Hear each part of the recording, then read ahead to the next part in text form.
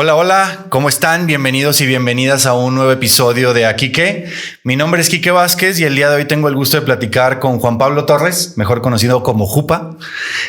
Juan Pablo es un escritor reconocido por novelas como Los de Arriba, Zorros Urbanos, Bien bajado ese balón, Quiero ver tu dolor, Despídete del destino, entre algunos otros libros más de su autoría. Ha colaborado con Roberto Gómez Junco, Santiago Roncagliolo, Eduardo Sacchieri, Fernando Calderón, por mencionar solo algunos, y ha participado en foros como la Feria Nacional del Libro de León, así como muchos otros en el ámbito internacional. Además, para ir finalizando un poquito, en su tiempo libre es emprendedor con su marca Nóvalo y papá de 2 niños. Juan Pablo, ¿cómo estás? Bienvenido. Gracias por el tiempo y el espacio. No, al contrario, un gusto siempre venir acá al Oviedo y encantado de platicar contigo, además, Quique. No, la verdad es que para mí es un gusto tenerte por acá. La verdad es que compartimos una pasión que es el fútbol, ¿no? Entonces siempre cuando supe que venías para acá, no dudé en invitarte, ¿no? Porque creo que a veces esas historias que tenemos de compartir pasiones también desatan buenas pláticas, ¿no? De cualquier plática, si es de otra cosa, termina siendo de fútbol, ¿no? Sí, claro. Viene bien. Justo. Entonces, pues bueno, vámonos directamente a platicar de diferentes temas. Creo que la plática va a ser muy rica en muchos sentidos, ¿no? Digo, tú tienes mucha experiencia en muchos ámbitos. Entonces, literalmente, pues creo que va a fluir, ¿no? De manera muy natural. Bien, ¿no? Quique. A la orden aquí. Listo para el punch de preguntas. Ok, venga. Vamos a partir de que tú eres escritor, ¿no? Me gustaría saber dónde comienza, pues, esta historia de la inquietud por escribir. Bien, soy lector desde mi infancia. Lo veo así, Quique, y creo que ese es el gran impulsor, ¿no? de la escritura. En algún ejercicio de universidad, porque no soy escritor desde niño, soy lector desde niño, pero no soy escritor, no tenía como esta inquietud, sino hasta la universidad, en que en una clase nos dejan escribir una autobiografía, o nos dan esta asignatura de escribir una autobiografía, y como que para mí fue la excusa perfecta para escribir algo, ¿no? Okay. Antes de eso había escrito ensayos, reportes académicos, cosas aburridas, pero nunca algo que tuviera que surgir desde la creatividad, ¿no? Entonces, Mauricio Mena, maestro de esta clase optativa, que además se llamaba Un sentido para la vida, o sea, además medio poético el tema, nos dijo, pero investiguen con sus papás, o sea, analicen su vida, véanla desde que sus papás se conocieron y todo esto, ¿no? Entonces, para mí fue muy divertido.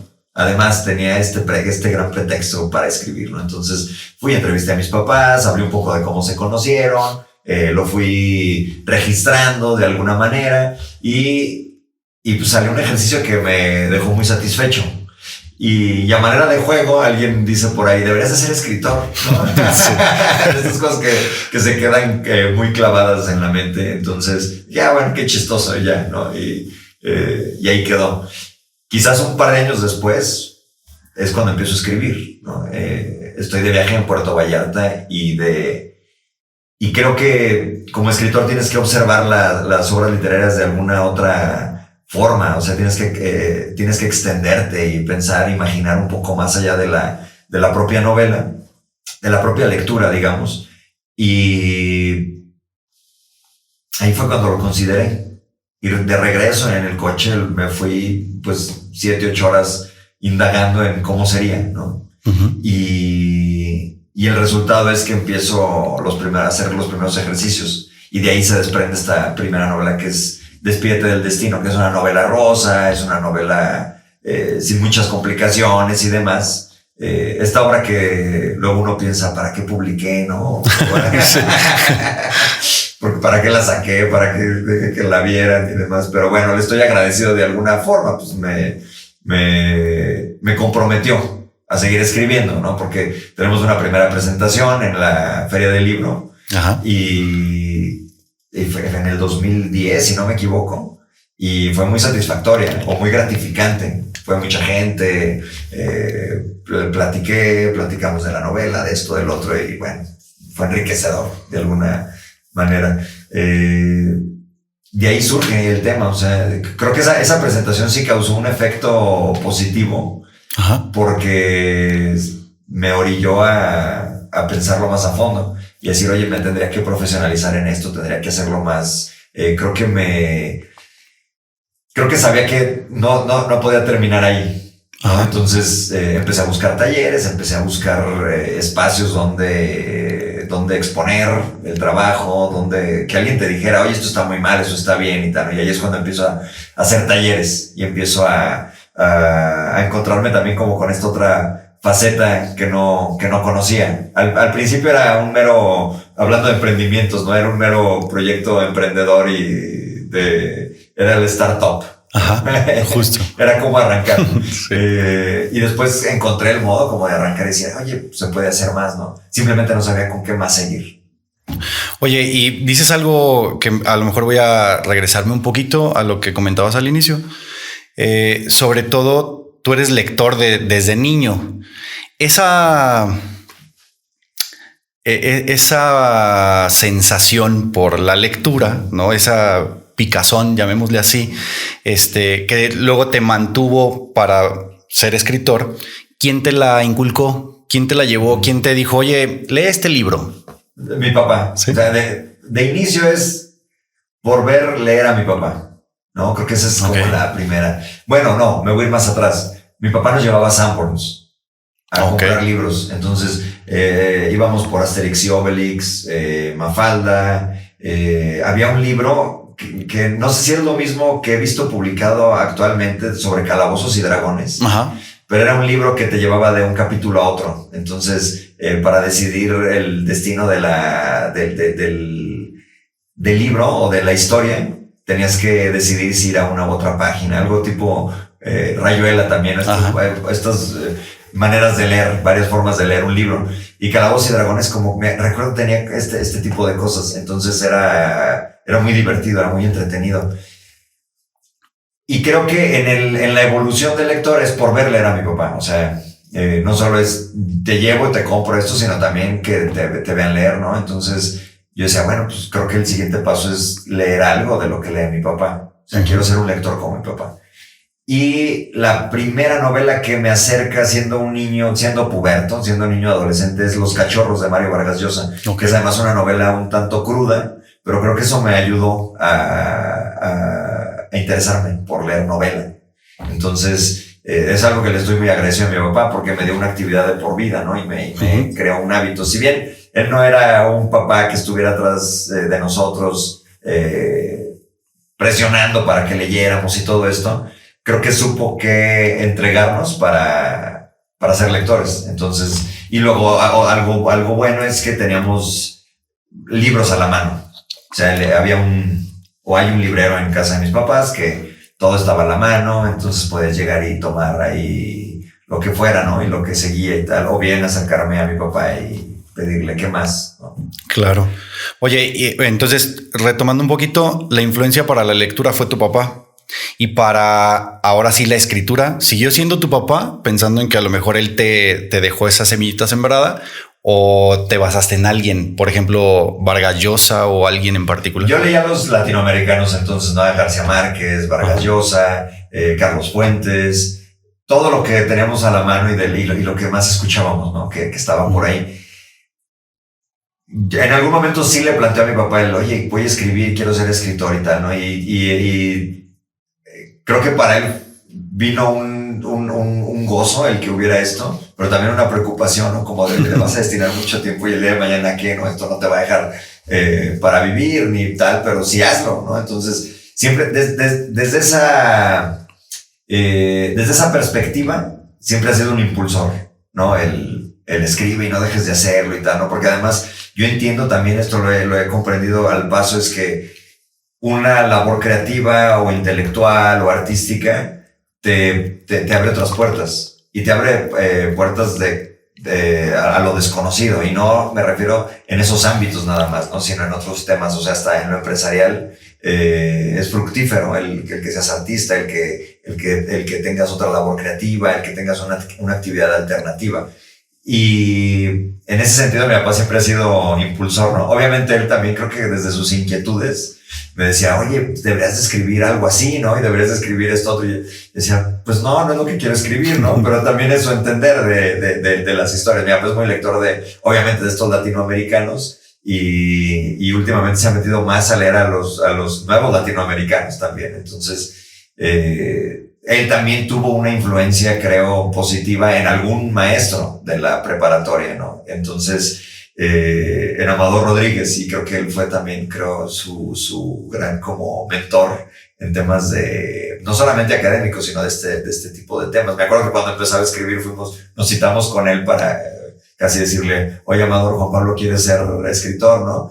Yo sé que tú escribes poesía, además, dale algún consejo, ¿no? Claro, entonces, sí, bueno, sí. De ahí, también me empecé a involucrar en otro mundo que para mí era totalmente desconocido y que no entendía cómo funcionaba, ¿no? Pero pues bueno, tampoco le tenía tanto miedo a ese mundo. Entonces eso fue muy útil para mí, como ir sí, a ciegas, pero también con ímpetu, ¿no? Ese era como el motor, como decir, oye, podría hacerla en este nuevo mundo para mí. Sí, claro. Oye, y dices algo súper interesante que creo que culturalmente hablando, pues de alguna forma siempre se trata, ¿no? Tú decías que tu papá en algún momento llegó a pensar o pudo haber pensado que a lo mejor esto no te iba a dejar, ¿no? ¿Se puede vivir de ser escritor o qué tienes que hacer o lo tienes que compensar con otras actividades? Tú que lo vives, ¿qué puedes decir? Yo creo que hay muchos tipos de escritores, ¿no? Y hay escritores que viven de esto y que viven muy bien de esto. Y hay escritores que lo tienen como una actividad alternativa, aunque es su modo de operar día a día, el estar pensando en una novela. Entonces, muchos están, digamos, como refugiados por instituciones educativas, universidades, preparatorias, etcétera, siendo catedráticos, siendo, cualquier otra actividad que pueda proveer o ofrecer una universidad, por ejemplo. Otros trabajan en museos, y estos son amigos, ¿no? Cercanos, gente que trabaja en organizaciones artísticas, etcétera. Yo siempre lo he visto como un extra, ¿no? Y no solamente desde lo económico, ¿no? Sino desde los beneficios que te da la labor artística. Entonces, ¿qué de bueno tiene al menos la escritura? Es que trabajas a un ritmo propio. Entonces, a menos que estés trabajando con una editorial que te esté exigiendo cosas, pues dices, va, ¿no? Pero creo que esos son los escritores que pues sí tienen que vivir de eso o decidir, no, lo hago como una labor alternativa. En mi caso es una labor alternativa, sí que me mantiene activo todo el día, pensando en qué voy a escribir, en qué sigue, y si me adentro ya en un proyecto, si empiezo un proyecto de novela en este caso, pues me voy con todo, ¿no? Entonces, bueno, eso es como ya un tema de la disciplina del escritor. En mi caso, te digo, ha habido novelas que sí me han dado para mantenerme a lo mejor un año, cuando no tenía compromiso alguno, más que de pagar la renta de un departamento a lo mejor y pues, mis pequeños gastos. Y otras que, pues, la talacha es distinta, el trabajo es distinto, ¿no? Y tuve que buscar otras formas de ganar dinero para poder escribir, ¿no? Incluso mi negocio actual, pues, estaba pensado así, lo voy a hacer un negocio que pueda darme tiempos libres para escribir y para seguir con esta actividad. Pero bueno, luego a alguien le tienes que robar el tiempo, ¿no? Entonces, a veces es a la familia, a veces es a los papás, a veces es al trabajo, al negocio. Pero en mi caso es empezar muy temprano en la mañana, ¿no? Y justo era lo que te iba a preguntar, ¿cómo es un día de un escritor? Porque tú lo acabas de mencionar, ¿no? O sea, yo pongo mis tiempos y me va dando la posibilidad de adecuarlos, ¿no? Sí. Pero ¿cómo es un día? ¿Cómo lo vives? Mira, yo me di cuenta aquí que me venía muy bien además escribir temprano, muy, muy temprano en la mañana. No puedo escribir en la noche. O sea, en la noche ya no funciono. No funciona ni para ver Netflix. O sea, me cuesta mucho trabajo. Y me di cuenta también que sí me gustaba escribir en la oscuridad, literalmente en la oscuridad, o sea, de la noche, de la madrugada, como empezar antes de que la gente salga de su casa, ¿no? Okay. Entonces, 4 o 5 de la mañana es mi ideal. Para esto, la disciplina viene desde el día anterior, entonces dormir temprano. Si no me puedo despertar a esa hora y suponer que algo va a salir bien, porque no, o sea, necesito estar fresco. Mi día a día empieza desde la noche previa, es dormir temprano, despertarme muy temprano, tomar café, quizás un pan, café y trabajar sobre la escaleta que tengo ahí puesta en el escritorio, ¿no? Para seguir escribiendo. Si logro... Con hijos es más difícil porque los tiempos son más reducidos, tienes que llevarlos a la escuela, y luego a partir de ahí ya, o sea, ya estás como ya estás en otro canal, ya estás pensando en el trabajo, ya estás pensando en la hora en la que debes ir por ellos, en otro tipo de compromisos. Entonces, la inversión de tiempo viene muy temprano, en mi caso. Entonces, si tengo 1, 2, 3 horas productivas en ese momento, es maravilloso. O sea, siento que ya lo que venga del día es miel, ¿no? Y a partir de ahí es tratar de dormir temprano otra vez. ¿No? Pero creo que nunca terminas de producir, porque aun cuando estás en el trabajo, aun cuando estás en otro lugar, si estás produciendo novela en mi caso, que es lo que sé escribir o lo que me gusta escribir, estoy pensando en la novela, ¿no? Incluso hasta en situaciones del trabajo, en situaciones personales, en situaciones escolares de mis hijos, etcétera. Siempre estás buscando estos clics para llevar a la novela, ¿no? Entonces, esto puede funcionar, esto otro, ¿no? Entonces, a lo mejor de repente soy muy callado y es porque estoy tratando de producir algo, ¿no? Hay quien dice que la novela se escribe en la mente. Y sí, tiene mucha razón. A mí, por ejemplo, parte de la rutina, que no es algo preestablecido, es pensar en el coche. Entonces, mientras voy manejando y escuchando música, estoy creando situaciones y demás, ¿no? Que pueden servir para el proyecto. Entonces, ahí le estás robando tiempo al negocio, ahí le estás robando tiempo a alguien o a algo, ¿no?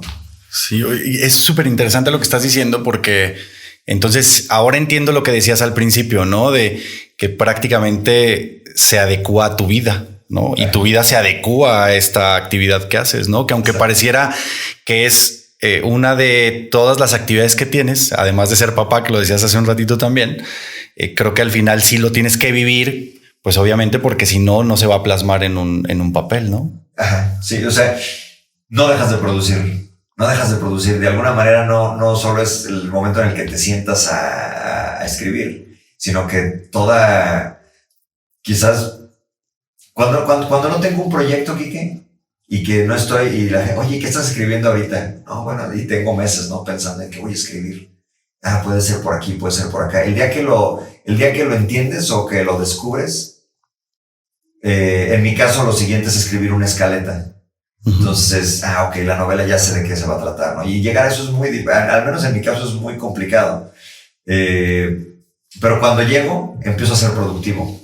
Sin embargo, el lapso previo al qué voy a escribir, cuando surge esta pregunta de qué es lo siguiente, sí es complicada, pero a la vez es muy divertida, porque tienes que abrir los ojos. Entonces, tienes que leer mucho, tienes que consumir música, tienes que consumir libros, literatura, tienes que consumir... en mi caso tengo que socializar también mucho, ¿no? Porque en la socialización también encuentras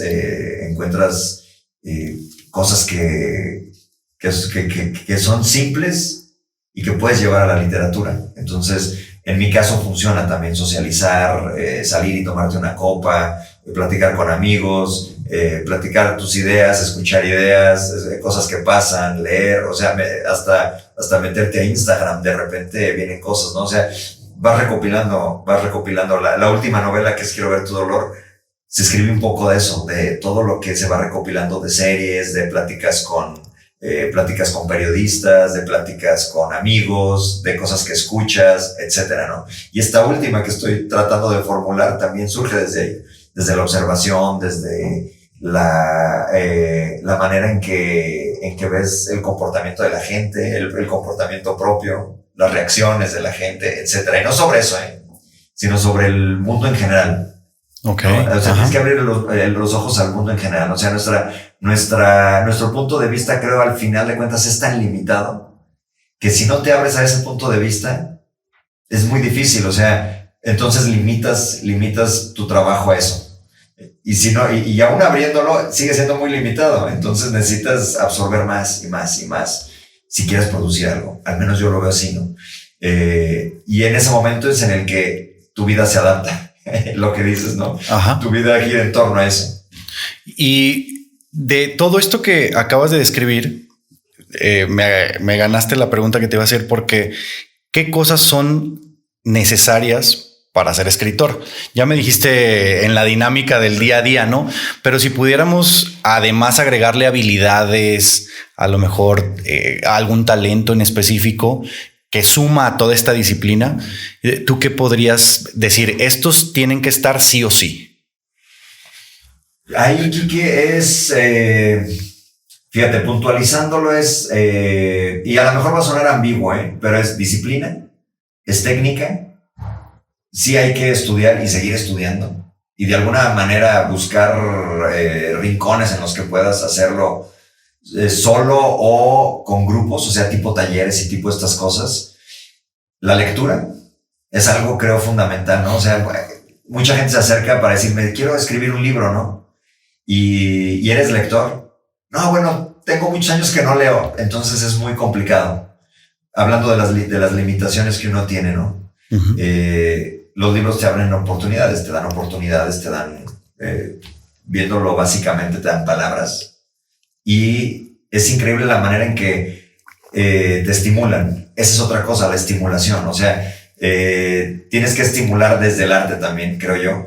Y en mi caso, lo que te decía hace rato, desde socializar, desde observar, desde sentarte en una banca y ver qué está pasando. Analizar qué está pasando con alguien que va caminando por ahí.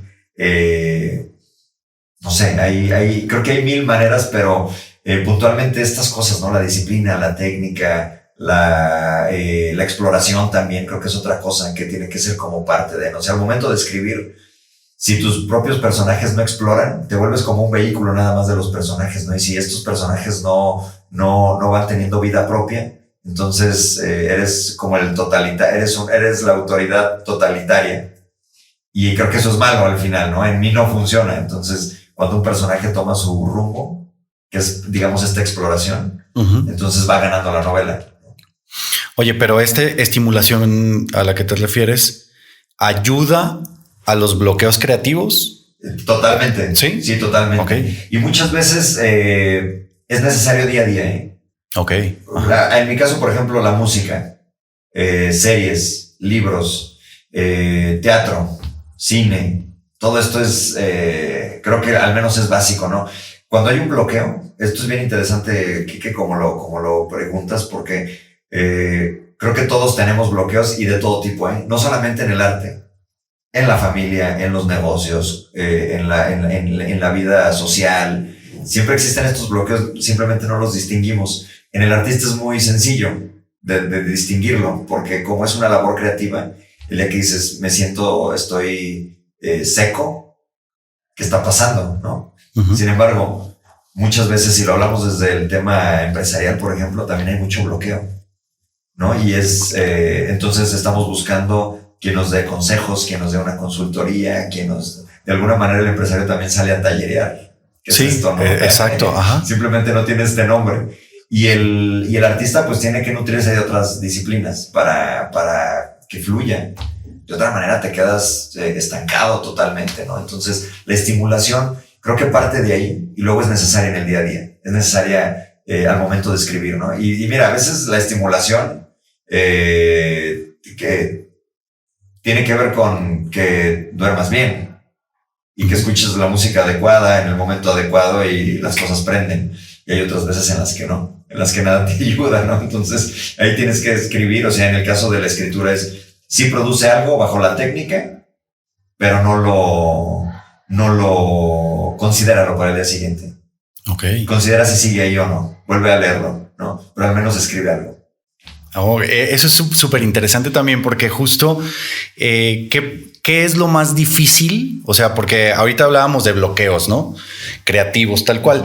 Pero ¿qué es lo más difícil a lo que te has enfrentado tú como escritor? Porque a lo mejor un bloqueo dices, bueno, lo estimulo y busco ese mood específico y ya sé más o menos qué música poner, lo que comentabas, ¿no? Pero hablando además de ese aspecto, ¿qué crees tú que sea lo más difícil a lo que te has enfrentado en el tema de la escritura? Creo que es el lapso que te platicaba hace rato, de qué voy a escribir, o sea, qué es lo que sigue. Voy a explorar, me voy con la fórmula que ya tengo y a mí, por ejemplo, no me gusta continuar con la fórmula. O sea, una fórmula es, este género me viene muy bien, lo voy a continuar y al menos a mí me gusta explorar, ¿no? Entonces pasar de una novela de fútbol a una novela negra, ¿no? Escribir un thriller, por ejemplo, ¿no? Me gustaría volver a escribir una novela rosa, por ejemplo, pero desde el punto de vista del tipo de más de 40 años. No sé, creo que si esa exploración termina, al menos termina una función básica del artista, que es cuestionar y que es entender qué está sucediendo y plasmarlo en una novela, ¿no? O sea, hablando de la novela negra o hablando de una novela de un asesino serial, de Quiero ver tu dolor, ¿qué reflexiones puede dejarte? Y bueno, pues es un tipo que asesina y tal, nada más. No, bueno, hay muchas cosas que se dan entre diálogos, hay muchas cosas que se dan en un aspecto sencillo. Cómo desnudas un poco al personaje y a los personajes para entenderte tú mismo. Pero todas esas preguntas que surgen en la previa son muy complicadas. Y creo que después vienen otras cosas, Quique, como la confianza en el propio texto. ¿Estará bien lo que estoy escribiendo? ¿A alguien le podrá gustar esto que estoy escribiendo? Tienes que partir de que a ti te guste, ¿no? ¿Me gusta a mí? Ok, entonces puede ser que a alguien más le guste. Pero como la visión del escritor está nublada por su propio trabajo, siempre se necesita un editor, por ejemplo, ¿no? Uh-huh. O alguien con quien pueda rebotar el texto. En mi caso es con Daniela, mi esposa. O sea, escribo algo y lo primero es, oye, voy a escribir sobre esto, ¿no? Y entender cómo estas reacciones de, está bien. Y después, mira, así empiezan. Y ok, oye, sí me gusta. O sea, ok, si le gusta a ella, entonces a lo mejor le va a gustar a alguien más, ¿no? Sí, claro. Ya me gusta a mí, ya le gusta a ella, quizás le guste a alguien más, ¿no? O cosas que no te esperas. Esto no me gusta. Y oye, eso me gustó muchísimo, ¿no? Ok, sí, bien. Y luego vienen otro tipo de satisfacciones, como el escribir cosas que crees que nadie va a captar y que alguien dice, oye, esto que escribiste, ¿no? Lo platicaba con un escritor argentino en una FENAL, justamente, ¿no? Y era esto de, oye, qué gusto que entendiste eso que dije, entendiste el contexto al que me trataba de referir, y su cara de satisfacción era maravillosa, ¿no? Y dije, mira, para él valió la pena ya el comentario porque él quería decir algo que a lo mejor alguien más no le había comentado, ¿no? Y es porque también como escritor tienes que aprender a leer de otra manera. Tienes que observar la obra de otra manera, ¿no? La propia y la ajena. La propia es muy difícil después, ¿no? Para eso está el editor. Y ese trabajo editorial es, creo yo, brillante, porque el editor tiene esta visión más amplia de las cosas, y como él no conoce nada de los personajes, él no conoce nada de las situaciones, quizás lo ha rebotado en pláticas, ¿no? Yo con mi editor, con José Bernal, reboto en audios y, oye, José, traigo esta idea y tal, órale, va, o sea, y le viene bien a la editorial porque quería que se escribiera algo así, ¿no? Y fíjate que siempre había tenido en mente tal y tal y tal. Incluso se puede ilustrar, porque la editorial con la que trabajo actualmente hace ilustración de la novela, entonces visualmente es poderosa, ¿no? Entonces, sí hazla. Entonces, o sabes que esta idea no me late, o de las 3 ideas que me planteas, esta me gusta. Entonces, ok. Te sirven, saben encauzar muy bien la labor y además saben revisar. Entonces, al menos pues, yo me he topado con gente muy, muy valiosa en el camino. Y actualmente con José Bernal, con quien trabajo, pues es maravilloso porque estamos muy conectados. Además, él es muy productivo escribiendo y eso creo que lo mantiene en un nivel distinto, ¿no? Porque entiende el problema de escribir y entiende el problema de editar. Y digo, pues para mí, yo lo siento, es como un equipo, ¿no? Además él juega de central. Entonces digo, mira, es como si yo fuera el contención y tienes a un gran central ahí, ¿no? Sí, claro. O sea, que sabes que no va a pasar nada, ¿no? ¿Y qué pasa, por ejemplo, decías hace un momento sobre la lectura de ti mismo, ¿no? De tus obras. ¿Te gusta leer los libros después de que ya los viste terminados y físicamente? Te hago esta pregunta porque, por ejemplo, para mí, en mi caso, ¿no? Cuando grabamos un episodio, a mí no me gusta ¿No te gusta escuchar? No, sí. Jamás. A mí no me gusta leerme ni escucharme. Ok. O sea, sí me cuesta trabajo, porque siento que en algún momento dije algo que se pudo haber dicho mejor, o que lo que escribí se pudo haber escrito mejor o de otra manera. Sí. Pero de repente sí me topo con cosas que digo, mira, esto qué bien, ¿no? O sea, y también, y esto es muy bueno para el ego, de repente encontrarte con algo que, oye, yo escribí esto, qué bien, ¿no? Sí, claro, sí. Sí es algo que debería de hacer más a menudo por la autocrítica y todo. Sí me leo mucho porque, a final de cuentas, tengo que editar mi propio texto, entonces el entregable es distinto al digamos, como este primer borrador, ¿no? Entonces, en el primer borrador hay una cantidad de basura tremenda y de paja y de todo. Entonces, tienes que echarla para afuera, tienes que limpiar. Y es muy divertido también el proceso de limpiar, de ponerte a borrar y apretar tuercas y todo esto. Sin embargo, una vez que se publica, difícilmente la vuelvo a leer, a menos que sea para una presentación o para alguna cosa de este tipo. En algún momento lo voy a hacer. Simplemente el otro día, estando aquí con ustedes, tomé el libro de Los de Arriba y vi algo que dije, ¿por qué después de esta coma está esto? Y me dio mucho coraje darme cuenta que había un error ahí, o que a lo mejor no lo leí bien o algo pasó, ¿no? Digo, pero bueno, o sea, también tienes que aceptar estas cosas, ¿no? Y es parte creo que del crecimiento del escritor, enfrentarte al texto. Hay escritores que han hecho reediciones con cambios significativos de su obra. Y también eso me parece muy interesante, aunque siempre está ligada la obra al autor. ¿Sí me explicó? Uh-huh. Es decir, la obra crece conforme el autor crece. Yo pienso de otra manera. Yo pienso que las obras cambian de acuerdo a la evolución del actor, pero no del autor, pero no la misma obra. Okay. No, y hay autores que dicen, tal. Y creo que está interesante porque creo que es experimental. Quizás son obras que tienen muchas ediciones y que dicen, oye, la edición primera difiere mucho de la décima, ¿no? Pero entonces son como estas series. Son autores de culto que entonces, pues, quieren rebotar algo con el lector y le están dando algo nuevo al lector, ¿no? ¿Y cuánto tiempo tardas normalmente en escribir un libro?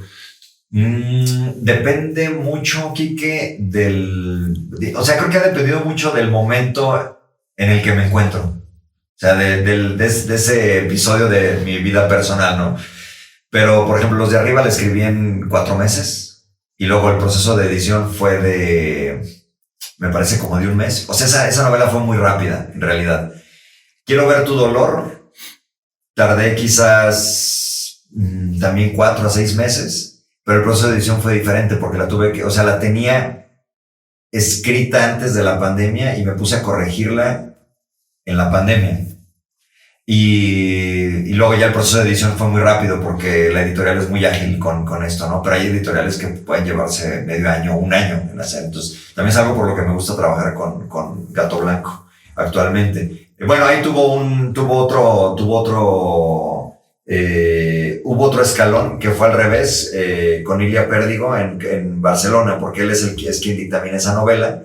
Y dice, oye, si es publicable, esto tal, cuida estos aspectos, checa estos otros y tal, y esto se necesita, esto no, y órale, ¿no? Entonces corrígela y de ahí se va con la editorial. Entonces digamos que colaboramos en ese sentido con Al Revés, que es que ellos publican solamente novela negra, y también, bueno, creo que esa influencia sirvió mucho porque él en alguna feria de libro acá, él vive mucho tiempo en México, y en pláticas de café y pláticas de borrachera y demás salió el, ¿por qué no escribes una novela negra, no? Y ahí fue como el, ok, no, voy a escribir una novela negra. Entonces, siempre situado como en León también, ¿no?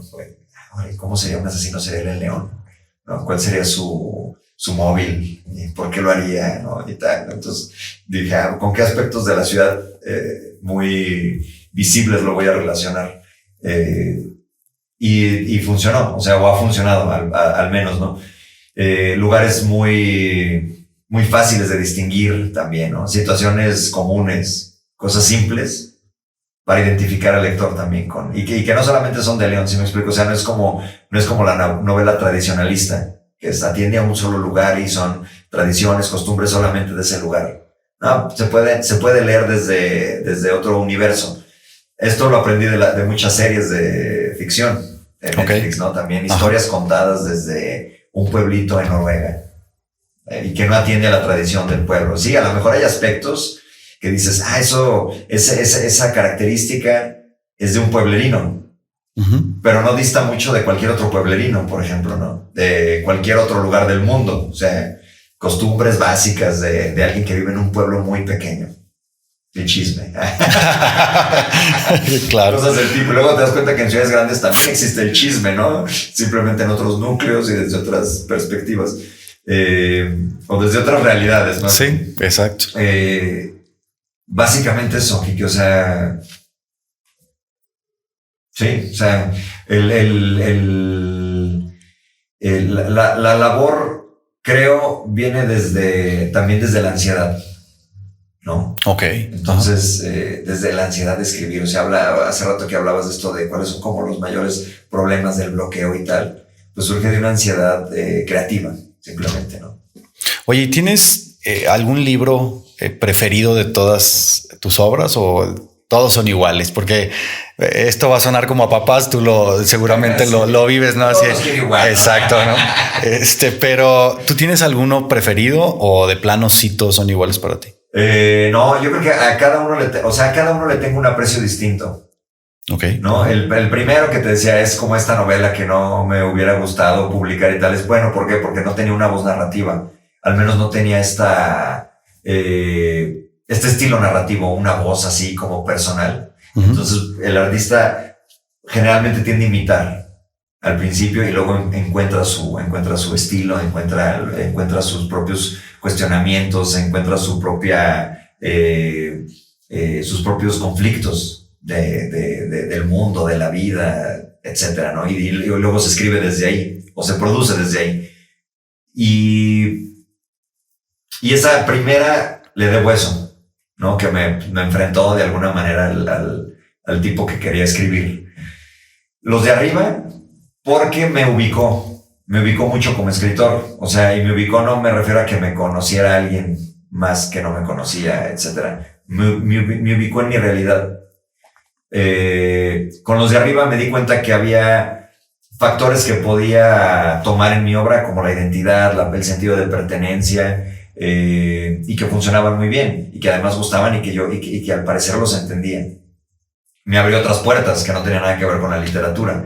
Pero esa novela además me ubicó en el plano local, decir, tengo que escribir aquí y desde aquí y tienes que escribir de lo que conoces y bueno, pues yo al menos entiendo un poco León, ¿no? O entiendo lo suficiente como para poder desarrollar algo y escribir algo. Y esa ubicación de la que te hablo es eso. No te tienes que ir a la Ciudad de México. No escribas historias sobre la Ciudad de México que no conoces. No escribas historias sobre París que no conoces, sobre Guadalajara. ¿Sí me explico? Claro, escribe desde ahí. O sea, tú entiendes eso. Pues explótalo, obsérvalo, analízalo y disfrútalo también y súfrelo.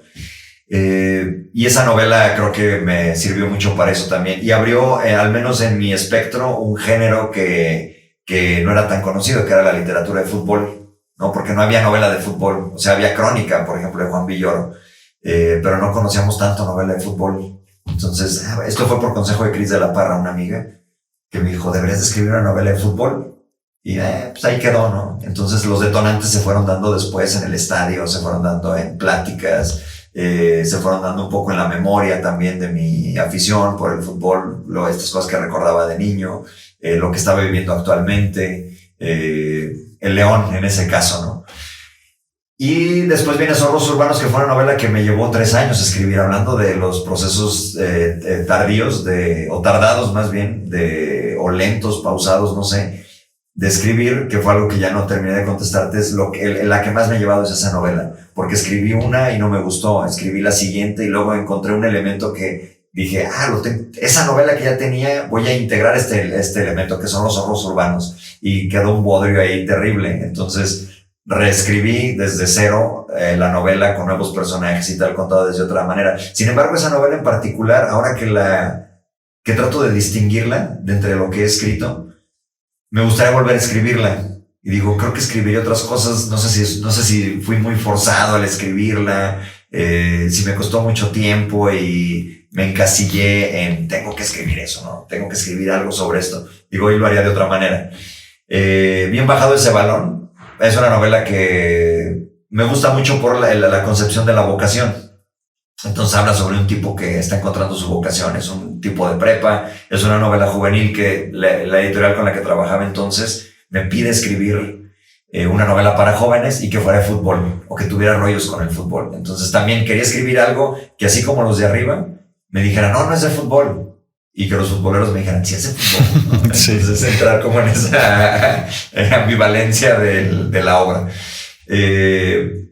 Y después viene Quiero ver tu dolor, que es una novela que me divierte muchísimo porque aplico una técnica, por llamarlo de alguna forma, que entendí y trabajé fuera de México y que me ayudó muchísimo, como decir, pues, bueno, desde bien bajado ese balón ya había algo de esto, ¿no? Pero creo que lo desarrollo más y esto es a nivel personal, con Quiero ver tu dolor, que es que la escritura fluya y que salgan cosas terribles y que salgan cosas buenas, malas, negras, etcétera, ¿no? Pero que haya cosas que no conocías de ti y de lo que está en tu cabeza, ¿no? Entonces, como somos este cúmulo de experiencias, somos este cúmulo de observaciones, de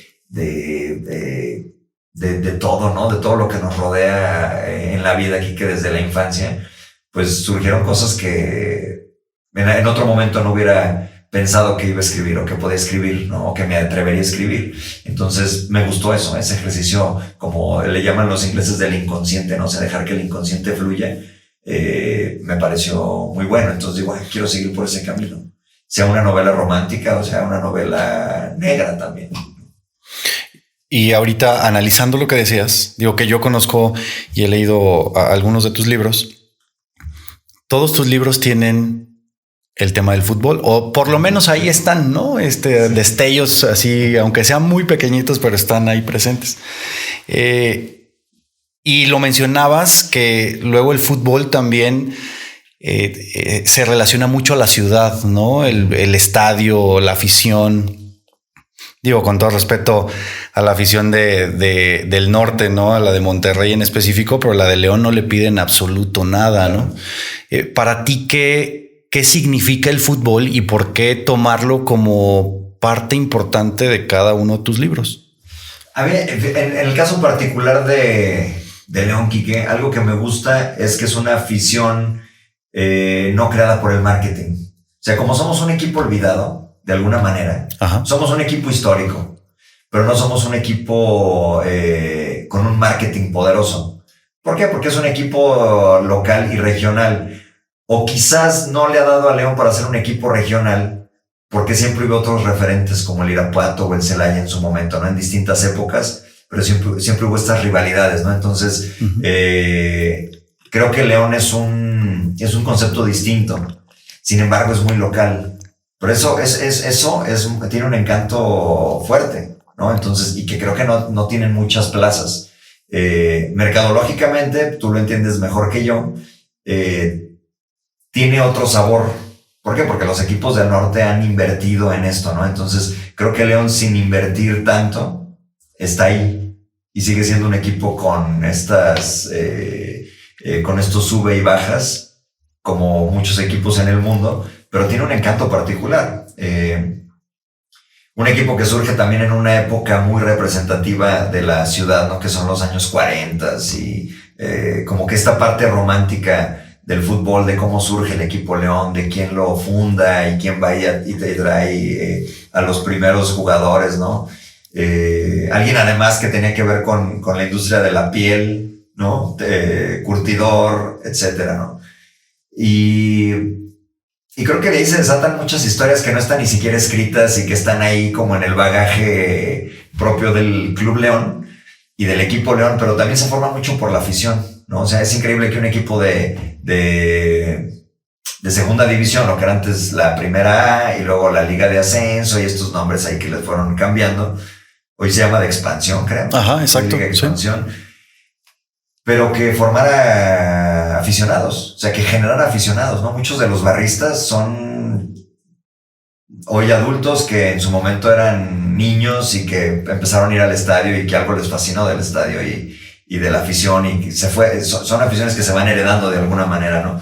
Entonces, bueno, como León no tiene este gran aparador que es la televisión y que es lo masivo, le da un encanto particular, ¿no? Que tienen otros equipos, que además el fútbol lo necesita, en todo el mundo pasa, ¿no? Así como aquí es Chivas, Pumas, Cruz Azul, América, y ahora los del norte se han estado metiendo.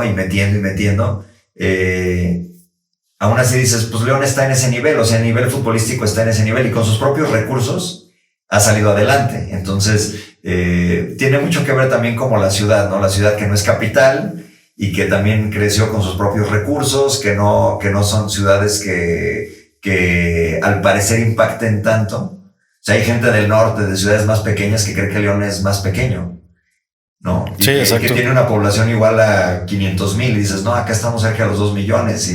Y dentro del país es, me parece, la segunda o tercera no metropolitana, o sea, no con zonas metropolitanas más grande del país. Y esto no lo concibe gente de otras ciudades que al parecer son más grandes. Al sí, parecer exacto. Nada más, ¿no? Entonces, creo que León tiene mucho de esto y con base en eso el orgullo ha crecido de leonés. Es decir, soy de aquí, ¿no? Y está muy ligado al fútbol y está muy ligado a la producción zapatera, a la fábrica, a la industria, a la semiindustria, a las picas.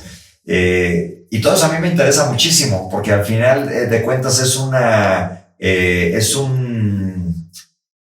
núcleo en el que surgen muchas cosas y hay muchas historias y sí hay una idiosincrasia que va más allá del que cree que pues León son las guacamayas y estas cosas y, sí. que es mucho más extenso, ¿no? O sea, incluso las dinámicas industriales, comerciales, son muy distintas a las de otro lugar, ¿no? ¿Y por qué? Bueno, pues porque surgen de aquí y para este punto de la ciudad, o sea, para este punto del país nada más, ¿no?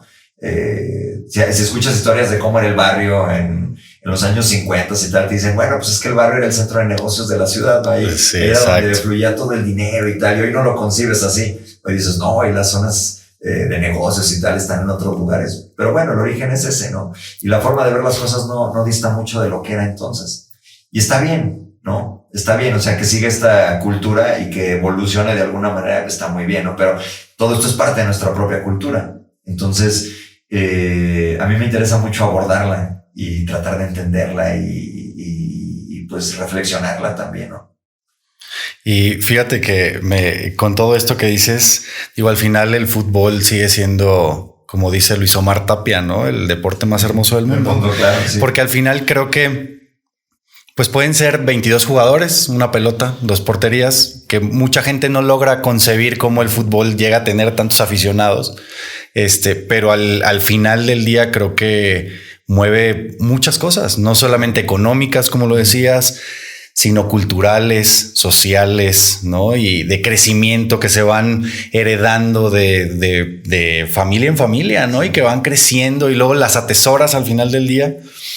Y que justo como lo mencionabas, yo creo que no hay mejor descripción que León es una afición que así ha crecido, ¿no? Y que es claro. el hijo, el sobrino, el tío, el papá, y luego se va convirtiendo en más y más y más y más gente, ¿no? Tú que eres experto en mercadotecnia, no me dejarás mentir. El mayor vendedor es la emoción. Sí, completamente. ¿No? O sea, sí. La emoción hoy, Facebook, Instagram y todas estas plataformas te venden a través de una emoción. Y no de la emoción que ofrece el digamos, quien oferta un producto, sino de la emoción que logra manipular la red social para ponerte en un mood tal que al final te pueda vender algo, ¿no? Exacto. De un anunciante o de su misma plataforma. Pero así funciona todo en la vida. Así funciona todo en la vida, con base en emociones.